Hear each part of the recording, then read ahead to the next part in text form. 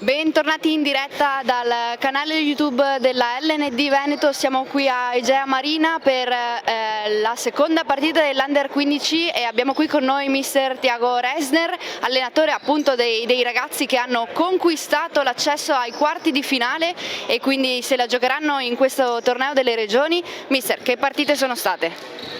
Sono state partite difficili, anche se il risultato non dice questo, perché mettere in pratica quello che abbiamo allenato, mettere in pratica i concetti, le cose non è facile, però i ragazzi sono stati bravi, sono riusciti e le vittorie sono conseguenze di questo atteggiamento loro.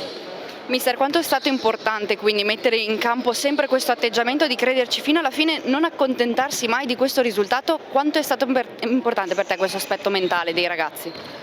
Allora, quello che ho chiesto ai ragazzi è di dare il massimo, quindi su ogni pallone, su ogni azione, essere pronti a dare il massimo, ad aiutarli uno all'altro sempre.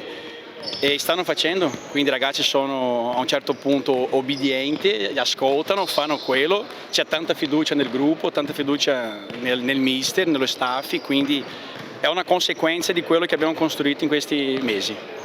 È la tua prima esperienza appunto al torneo delle regioni, come stai vivendo questo torneo e che emozione stai provando? Io sono cresciuto con pane e futsal, quindi questo ambiente per me è quello che vivo da quando ho 8 anni, quindi poter vivere questa esperienza rappresentando il Veneto, la elite del calcio a 5 del Veneto, è un motivo di orgoglio, mi sento onorato. Devo ringraziare al comitato, alla federazione per la fiducia che ce l'hanno in me, nel mio lavoro, e adesso avanti, l'obiettivo cambia e cerchiamo di fare ancora meglio. Siamo appunto passati alla seconda fase, quindi una fase importantissima, grande motivo di orgoglio. Come affrontare al meglio questa fase? Quanto sarà diversa rispetto al girone? Sì, l'aspetto mentale sarà importantissimo, l'aspetto mentale, emotivo, perché i ragazzi tecnicamente ci sono, tatticamente ci sono, fisicamente ci sono, ma il gioco mentale farà tutta la differenza, quindi dobbiamo ancora rinforzare l'aspetto mentale loro. A livello tecnico e anche a livello di valori e di carattere, cosa ti piacerebbe che i ragazzi prendessero da te e dalla tua esperienza, tutto il contributo che puoi dare a loro? Allora, il mio compito è far vedere a loro il loro potenziale che hanno, che magari nemmeno loro sanno ancora questo, e quindi se io riesco a tirar fuori, anche che sia un pochino di più di ognuno di loro, far vedere che loro possono fare qualsiasi cosa, basta credere, basta avere fiducia e sacrificio, perché tu non ottieni niente senza sacrificio.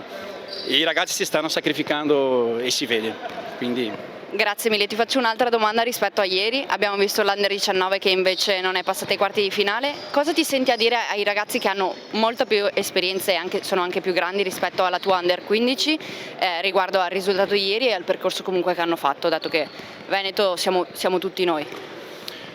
Quello che ho da dire ai ragazzi è che il passato non esiste, quindi il passato esiste solo dentro la nostra testa.